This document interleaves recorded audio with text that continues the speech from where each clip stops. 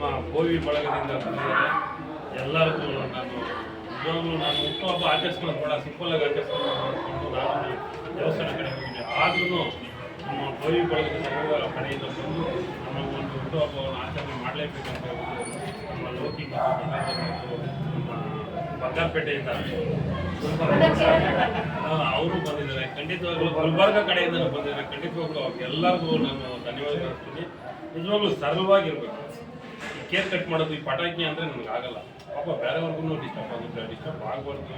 ಏನೋ ದೇವ್ರ ಹತ್ರ ಹೋಗ್ಬಿಟ್ಟು ಎಲ್ಲರೂ ಒಳ್ಳೇದು ಮಾಡಲಿ, ಎಲ್ಲ ಜಾತಿ ಧರ್ಮದವ್ರಿಗೆ ಎಲ್ಲರಿಗೂ ಒಳ್ಳೇದು ಮಾಡಲಿ, ಎಲ್ಲರೂ ಒಳ್ಳೆ ವಿದ್ಯಾವಂತರಾಗಲಿ ಅಂತ ಹೇಳ್ಬಿಟ್ಟು ನಾನು ಮತ್ತೊಮ್ಮೆ ನಮ್ಮ ಬೋವಿ ಬಳಗದಲ್ಲಿ ಕೇಳ್ಕೊತೀನಿ. ಎಲ್ಲರೂ ವಿದ್ಯಾವಂತರಾಗಲಿ, ಎಲ್ಲರೂ ತಿಳುವಳಿಕೆ ಆಗಲಿ, ಎಲ್ಲರೂ ಒಳ್ಳೆ ವಿದ್ಯಾವಂತರಾಗಿದ್ರೆ ಖಂಡಿತವಾಗ್ಲೂ ಅವ್ರು ಕೆಲಸ ಕಾರ್ಯಗಳು ಸಿಗುತ್ತೆ. ಯಾಕಂದರೆ ನಮ್ಮ ಒಂದು ಪೀಳಿಗೆಯಲ್ಲಿ ಈಗ ಬಂಡೆ ಹೊಡ್ಕೊಂಡು ಮಣ್ಣು ಹಾಕ್ಕೊಂಡೇ ಜೀವನ ಮಾಡಬೇಕಂತ ಈಗ ಅಲ್ಲಿ ಯಾವ ಕೆಲಸ ನಮ್ಗೆ ಸಿಗ್ತಾ ಇಲ್ಲ ನಮ್ಮ ಬಳಗದವ್ರಿಗೆ. ಆದ್ದರಿಂದ ವಿದ್ಯಾವಂತರಾದರೆ ಎಲ್ಲ ಒಂದು ಕೆಲಸ ಸಿಗುತ್ತೆ ಅಂತ ಹೇಳ್ತಾ ಎಲ್ಲ ನಮ್ಮ ಪ್ರೀತಿಯ ಬೋವಿ ಜನಾಂಗದ ಬಳಗದವ್ರು ಬಂದಿದ್ದಾರೆ. ಎಲ್ಲರಿಗೂ ನಾನು ಧನ್ಯವಾದಗಳು ಅರ್ಪಿಸ್ತಾ ಅವರು ಈಗ ಹೇಳಿದ್ದಾರೆ ಖಂಡಿತವಾಗ್ಲೂ ಮುಂದಿನ ದಿನಗಳಲ್ಲಿ ಎಲ್ಲರೂ ಕೈ ಜೋಡಿಸ್ಬೇಕು.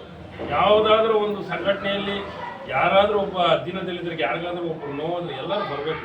ಅವ್ರು ನೋವಾದಾಗ ಮಾತ್ರ ನಮ್ಮ ಅಂಬೇಡ್ಕರ್ ಅವ್ರು ಜ್ಞಾಪನ ಮಾಡ್ತಾರೆ, ನಾವು ದಲಿತರಪ್ಪ ಅಂತ ಹೇಳ್ಬಿಟ್ಟು. ಖಂಡಿತವಾಗ್ಲೂ ಅದೆಲ್ಲ ಇರಬಾರ್ದು. ಯಾರನ್ನ ಇಬ್ಬರನ್ನು ಕೈ ಮಿಲಾಯಿಸ್ಬೇಕು. ಏನಾಗಿದೆ ಏನು ಅಂತ ಅವ್ರ ಕಷ್ಟ ಸುಖಗಳಿಗೆ ನಾವು ಸ್ಪಂದಿಸಿದ್ರೆ ಖಂಡಿತವಾಗ್ಲೂ ನಮ್ಮ ಕಷ್ಟ ಸುಖಕ್ಕೆ ಸ್ಪಂದಿಸ್ತಾರೆ.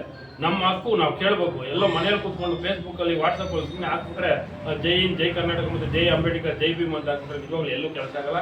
ನಾವೆಲ್ಲ ಹೋರಾಟ ಮುಖಾಂತರನೇ ನಮ್ಮ ಜನಾಂಗದವರಿಗೆ ಏನು ಅವ್ರಿಗೆ ಸಮಸ್ಯೆಗಳಿದೆ ಅದಕ್ಕೆ ನಾವು ಸ್ಪಂದಿಸೋದಕ್ಕೆ ನಾವು ಆಗುತ್ತೆ ಅಂತ ಹೇಳ್ತಾ ನಾನು ಮಾತು ಮುಗಿಸ್ತೀನಿ. ನೀವೆಲ್ಲ ಬಂದಿದ್ದೀರಾ. ಖಂಡಿತವಾಗ್ಲೂ ನಿಮ್ಗೆಲ್ಲರಿಗೂ ನನ್ನ ಹೃದಯದಿಂದ ನಾನು ನಿಮಗೆ ಅಭಿನಂದನೆಗಳು ಸಲ್ಲಿಸ್ತೀನಿ. ಜೈ ಹಿಂದ್, ಜೈ ಕರ್ನಾಟಕ.